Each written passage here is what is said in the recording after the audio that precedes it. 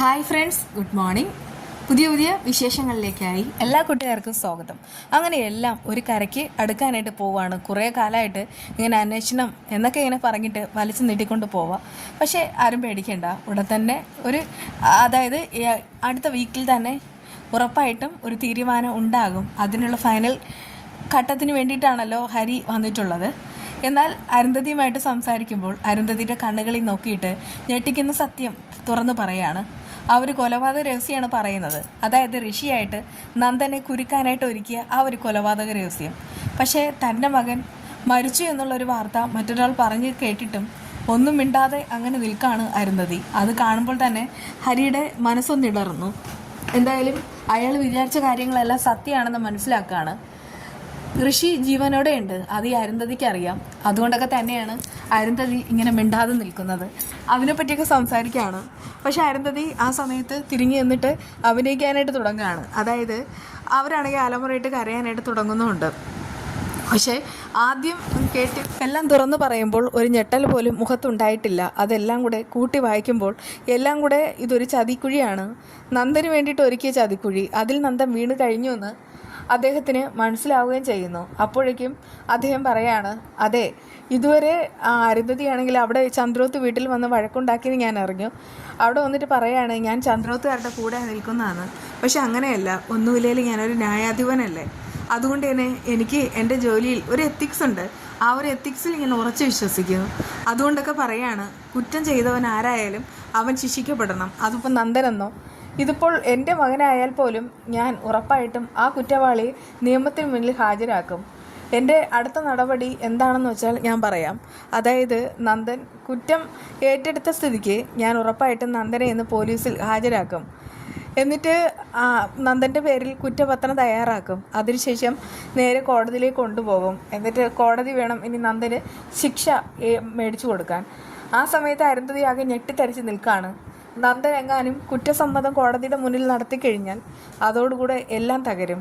അതായത് ഋഷി എങ്ങനെയാണ് മരിച്ചത്, അതായത് ഋഷിയെ കുഴിച്ചിട്ട ആ ഒരു കുഴിമാടത്തിന് മുന്നിലെത്തും. അവിടെ വരുന്ന സമയത്ത് കുഴിമാടം പൊട്ടിപ്പൊളിച്ച് നോക്കുമ്പോൾ അവിടെ ഋഷിയില്ല, ഒരു മണ്ണാങ്കട്ടയില്ല.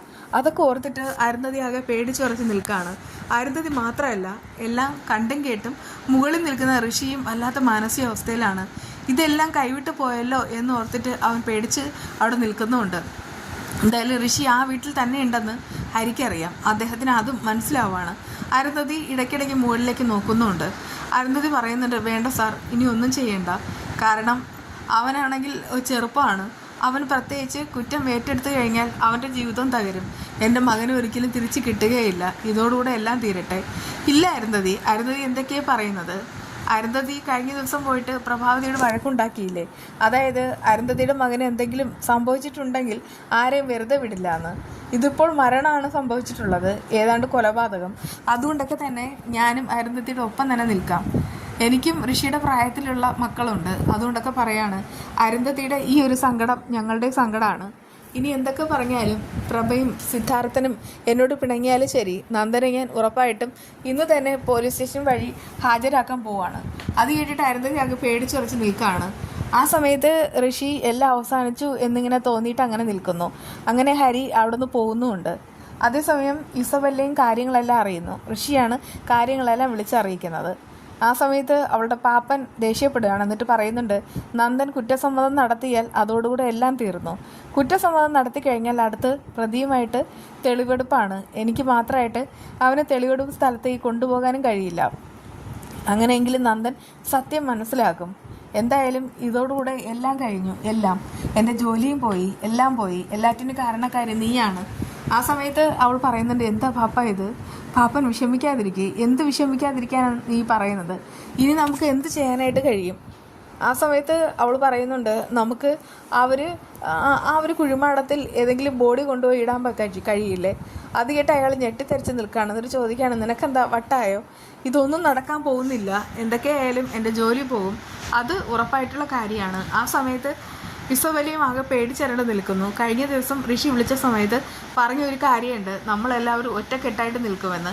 ഇവിടെ കെവിനും ആകെ പരിങ്ങി നിൽക്കുകയാണ്. അവനാണ് എല്ലാറ്റിനും ചുക്കാൻ പിടിച്ചത്. നന്ദൻ ഒന്നാം പ്രതി ആവുമെങ്കിൽ രണ്ടാം പ്രതി കെവിൻ തന്നെയാണ്. കെവിന് കിട്ടുന്ന അത്ര ശിക്ഷ ഇസബല്ലയ്ക്ക് പോലും കിട്ടില്ല. അതൊക്കെ ഓർത്തിട്ട് കെവിനാകെ വിങ്ങിപ്പൊട്ടി നിൽക്കുന്നുണ്ട്. അവൻ ഇത് തന്നെ വേണം. എന്തായാലും ഹരി ഒരു മുന്നറിയിപ്പ് പ്രഭാവതിയുടെ വീട്ടിലേക്ക് കൊടുത്തു കഴിഞ്ഞു. നന്ദനെ കൊണ്ടുപോകാൻ പോലീസുകാരെത്തും. ആ സമയത്ത് പ്രഭാവതി കരയാണ്. എന്നിട്ട് പറയുന്നുണ്ട്, മോനെ ഇനി എന്ത് ചെയ്യാൻ അങ്കിള് തന്നെ തീരുമാനിക്കട്ടെ. അങ്കിളിനെ വിളിച്ചു വരുത്തിയത് അച്ഛൻ തന്നെയല്ലേ. സിദ്ധാർത്ഥൻ പറയുന്നുണ്ട്, എല്ലാറ്റിനും തീരുമാനം ഉണ്ടാകണം മോനെ. ഇങ്ങനെ നമുക്ക് ഒരു കൊലപാതകം ചെയ്തിട്ട് അങ്ങനെ മറങ്ങി നിൽക്കാനൊന്നും കഴിയില്ല. ഒന്നാമത് നിന്റെ ഭാര്യ ഒരു MLA കൂടെയാണ്. ഇതിപ്പോൾ അവളുടെ പേരിൽ കൂടെ ഈ ഒരു കുറ്റം ആരോപിക്കപ്പെടാം. എന്തായാലും ഒരു ഹെഡിങ് വരുന്ന സമയത്ത് ഇപ്പോഴത്തെ MLA ദേവികയുടെ ഭർത്താവ് എന്നുള്ള രീതിയിൽ തന്നെയായിരിക്കും പേര് വരാൻ പോകുന്നത്. അപ്പോൾ പിന്നെ അത് വലിയ വലിയ രീതിയിലേക്ക് കാര്യങ്ങൾ പോകും. അതുമാത്രമല്ല, ഈ ഒരു കൊലപാതകത്തിൽ MLAക്ക് എന്തെങ്കിലും പങ്കുണ്ടോ എന്നും അന്വേഷിക്കാനൊക്കെ പറയും. അതുകൊണ്ടൊക്കെ തന്നെ ഇതിനെല്ലാറ്റിനും തീരുമാനം ഉണ്ടാകണം. ആ സമയത്ത് നന്ദനാണെങ്കിൽ അങ്ങനെ കൂളായിട്ട് നിൽക്കാനായിട്ട് ശ്രമിക്കുന്നുണ്ടെങ്കിലും കഴിയുന്നില്ല. പക്ഷെ പ്രഭാവതി ഭയങ്കരമായിട്ട് കരയാണ്. ഇല്ല, ഞാൻ പോലീസിന് എൻ്റെ മകനെ വിട്ടുകൊടുക്കില്ല, ഒരു കാരണവശാലും ഞാൻ വിട്ടുകൊടുക്കാൻ പോകുന്നില്ല എന്നൊക്കെ പറയുന്നുണ്ട്. എന്താ പ്രഭ ഇത്, നീ കൊച്ചു കുട്ടികളെ പോലെ ആകരുത്. ഹരിയേട്ടൻ ഒന്നും കാണാതെ നന്ദനെ ഇങ്ങനെ ഒരിക്കലും കൊണ്ടുപോയി പോലീസിന്റെ മുന്നിൽ ഹാജരാക്കില്ല. അതേസമയം ഈ പ്രഭാവതിയുടെ കരച്ചിൽ കണ്ടിട്ട് നന്ദ പറയുന്നുണ്ട്, അമ്മ പേടിക്കണ്ട, എന്നെ തൂക്കിക്കൊല്ലാനൊന്നും പോകുന്നില്ലല്ലോ, എനിക്കൊരു അബദ്ധം പറ്റിയതാണ്, അത് കോടതിക്ക് മനസ്സിലാവും. മോനെ, അബദ്ധമാണെങ്കിലും ഇതൊരു കൊലപാതകമാണ്, എനിക്ക് പേടിയാവുന്നു. ഇവിടെ നീ മാത്രമല്ല തെറ്റ് ചെയ്തത്, ആ കെവിനും കുറ്റം ചെയ്തു, അതുകൊണ്ട് തന്നെ അവൻ്റെ പേരും പറയണം. ആ സമയത്ത് നന്ദൻ സമ്മതിക്കുന്നില്ല. അവൻ പറയുന്നുണ്ട്, വേണ്ടമ്മേ, ആപത്തിൽ എൻ്റെ കൂടെ നിന്ന ആൾക്കാരാണ് ആ കെവിനും ഇസബല്ലയും, അവരെ ഒറ്റിക്കൊടുക്കാൻ ഞാൻ ഒരിക്കലും ഒരുക്കമല്ല, കാരണം അവർ ആത്മാർത്ഥ സുഹൃത്തുക്കളാണ്. അങ്ങനെ നന്ദൻ ഇപ്പോഴും അവരെ രണ്ടുപേരെയും ആത്മാർത്ഥ സുഹൃത്തുക്കളായിട്ട് തന്നെയാണ് കാണുന്നത്. എന്നാൽ അവരോ അതിൽ നമുക്കാണെങ്കിൽ ഒരു കൺഫർമേഷൻ ഇല്ല. അങ്ങനെ നമ്മുടെ നന്ദന് പോകേണ്ട ദിവസമായി കഴിഞ്ഞു. നന്ദനാണെങ്കിൽ വിലങ്ങ് വെച്ചിട്ട് പോകുന്നത് രക്ഷപ്പെടാൻ വേണ്ടി തന്നെയാണ്, അല്ലാതെ ഒരിക്കലും ശിക്ഷിക്കപ്പെടാനല്ല. കാരണം ഇനിയാണ് സകല സത്യങ്ങൾ പുറത്തു വരുന്നത്. ഒരർത്ഥം വെച്ചിട്ട് ഹരി അരുന്ധതിയോട് പറഞ്ഞ കാര്യങ്ങളുണ്ട്. ഇന്ന് ഒരു മിറക്കിൾ സംഭവിക്കുന്ന ദിവസമാണ്. എല്ലാറ്റിനും പരിഹാരം ഉണ്ടാവും ദിവസം അങ്ങനെ പറഞ്ഞിരിക്കുന്നു. എന്തായാലും അരുന്ധതി ഇതുവരെ നടന്ന കാര്യങ്ങളെല്ലാം ആ ഹരിവക്കലിനോട് പറയുന്നതാണ് അവർക്ക് നല്ലത്. അല്ലെങ്കിൽ ഉറപ്പായിട്ടും അവരുടെ മകനും എല്ലാവരും കൂടെ ജയിലിൽ പോകുന്നത് കാണാം. എന്തായാലും ഇവിടെ ചന്ദ്രോത്തുകാരും അരുന്ധതിയും തമ്മിലുള്ള ആ ഒരു യുദ്ധത്തിന് അവസാനം കുറിച്ചുകൊണ്ടായിരിക്കും ഇനി വരാൻ പോകുന്ന എപ്പിസോഡുകൾ. എന്നാൽ ദേവികയും അല്ലാതെ മാനസിക സമ്മർദ്ദത്തിൽ തന്നെയാണ്. ഒന്നുമില്ലെങ്കിലും നന്ദനും ദേവികയും തമ്മിൽ അത്രമാത്രം ബോണ്ടാണല്ലോ. അതുകൊണ്ട് തന്നെ അവൾക്കാണെങ്കിൽ ഇതൊന്നും താങ്ങാൻ പറ്റാത്ത പ്രഷറാണ്. നന്ദനെ കൊണ്ടുപോയി കഴിഞ്ഞാൽ ദേവികയ്ക്ക് ഒട്ടും സഹിക്കാനായിട്ട് കഴിയില്ല. ഇനി എന്തായിരിക്കും ചെയ്യാൻ പോകുന്നത്? പക്ഷേ ഒന്നും പേടിക്കേണ്ട, എല്ലാ സത്യവും പുറത്തു വരണമല്ലോ. വീണ്ടും കാണാം. ബൈ.